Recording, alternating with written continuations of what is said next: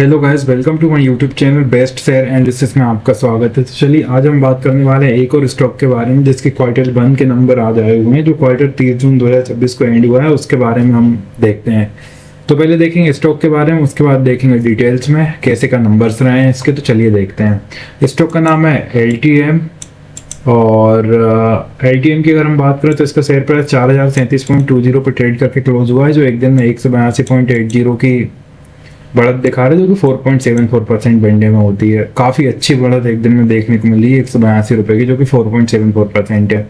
और ये जो स्टॉक है LTM, ये BSE और NSE दोनों स्टॉक एक्सचेंजेस पे लिस्ट है। तो चलिए देखते हैं इसको लेके जो है Q1 के रिजल्ट कैसे कर रहे हैं।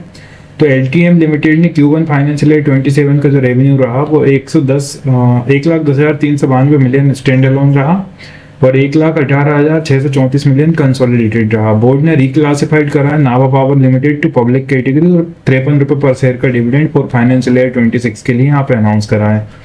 तो चलिए देखते हैं डिटेल में। तो बेसिकली जो भी न्यूज़ आई होगी यहाँ पे, ये इसकी ऑफिशियल PDF है। पहले हम देखते हैं इसके रिजल्ट।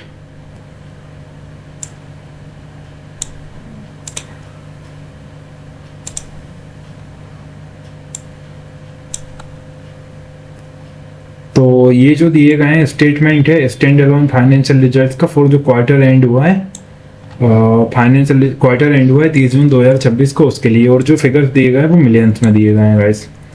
तो पहले हम इनकम की बात करेंगे। इनकम की अगर हम बात करें, थोड़ा और कोशिश करते हैं, अगर जूम हो जाए तो भाई 135 पे लेकर देखते हैं। थोड़ा सा इशू आ रहा है, जस्ट अ मिनट, शायद हैंडल हो जाए। हाँ, होगा। रेवेन्यू फ्रॉम ऑपरेशंस अगर हम देखें तो 1,09,883 मिलियन का रेवेन्यू फ्रॉम ऑपरेशंस इस क्वार्टर रहा, जो पिछले क्वार्टर 1,07,819 मिलियन का था। और पिछले साल इसी क्वार्टर में 94,211 मिलियन का रेवेन्यू फ्रॉम ऑपरेशंस रहा। तो revenue from operations quarterly basis पे आप देखेंगे तो लगातार ग्रोथ है, क्योंकि पिछले साल इसी क्वार्टर में अच्छा खासा रेवेन्यू था 94 का, फिर पिछले क्वार्टर ही देखेंगे 1,07,819 मिलियन का हुआ और उसके बाद 1,09,000। लगातार रेवेन्यू फ्रॉम ऑपरेशन पर क्वार्टरली बेसिस पे ग्रोथ है। अदर इनकम की बात करें तो 509 मिलियन की अदर इनकम इस क्वार्टर रही, जो पिछले क्वार्टर 1,774 मिलियन की थी और पिछले साल इसी क्वार्टर में 4,787 मिलियन की थी। तो अदर इनकम में तो गाइस स्टेबल अदर इनकम नहीं है तो कुछ कहेंगे नहीं। बाकी रेवेन्यू फ्रॉम ऑपरेशन अच्छा है। बाकी टोटल इनकम देखते हैं अब हम। टोटल इनकम इस क्वार्टर में 1,10,392 मिलियन की रही है, जो पिछले क्वार्टर में 1,09,593 मिलियन की थी और पिछले साल इसी क्वार्टर में 98,998 मिलियन की थी। तो ओवरऑल टोटल इनकम में भी लगातार ग्रोथ देखने को मिल रही है। चाहे पिछले साल के क्वार्टर से आप कंपेयर कर लो, चाहे पिछले क्वार्टर से आप कंपेयर कर लो, लगातार इनकम में ग्रोथ है। एक्सपेंसेस की अगर हम बात करें, टोटल एक्सपेंसेस हम देखेंगे तो टोटल एक्सपेंसेस में 93,585 मिलियन के एक्सपेंसेस इस क्वार्टर रहे, जो पिछले क्वार्टर 92,379 मिलियन के थे और पिछले साल इसी क्वार्टर में 81,475 मिलियन के थे। तो एक्सपेंसेस भी क्वार्टरली बेसिस पे लगातार ग्रोथ है, क्योंकि रेवेन्यू फ्रॉम ऑपरेशंस में ग्रोथ है तो क्वार्टरली बेसिस पे एक्सपेंसेस में भी ग्रोथ आई हुई है।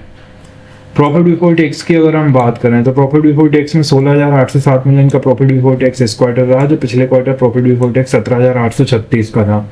तो पिछले क्वार्टर के कंपैरिजन में इस क्वार्टर प्रॉफिट बिफोर टैक्स में लगातार गिरावट देखने को मिल रही है और पिछले साल के इसी क्वार्टर के कंपैरिजन में भी प्रॉफिट बिफोर टैक्स में गिरावट देखने को मिल रही है, जो कि बहुत बड़ी बेकार न्यूज है अपने आप में। प्रॉफिट नेट प्रॉफिट देखते हैं हम। ओवरऑल एक्सपेंसेस हटाने के बाद, टैक्स देने के बाद नेट प्रॉफिट की अगर हम बात करें तो 12,411 मिलियन का नेट प्रॉफिट इस क्वार्टर रहा है, जो पिछले क्वार्टर 13,217 मिलियन का नेट प्रॉफिट था और पिछले साल इसी क्वार्टर में 12,974 मिलियन का नेट प्रॉफिट हुआ करता था। तो नेट प्रॉफिट में पिछले साल के इसी क्वार्टर से आप कंपेयर करोगे तो गिरावट है, लेकिन पिछले क्वार्टर से कंपेयर करोगे तो बढ़त है।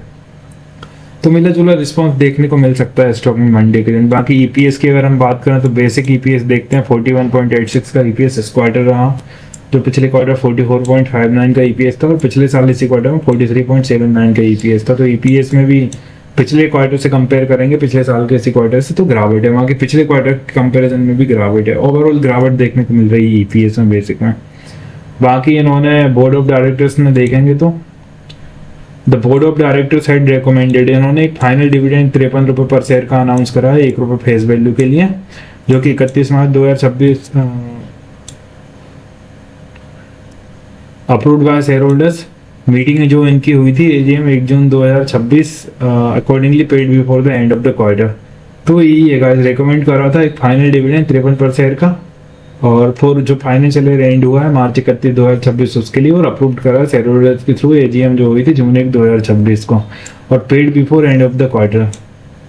तो गाइस ये जो अपडेट थी अच्छी खासी अपडेट थी, नंबर्स ठीक ठाक आए हुए हैं, ज़्यादा कोई बुरे नंबर्स है नहीं, हालांकि नेट प्रॉफिट में हल्की सी गिरावट देखने को मिल रही है।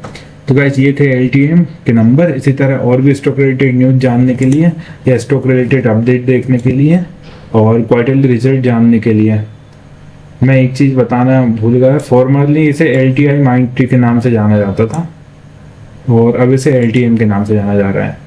तो इसी तरह और भी स्टॉक रिलेटेड अपडेट जानने के लिए, न्यूज़ जानने के लिए हमारे चैनल को लाइक से सब्सक्राइब करना ना भूलें। Thank you.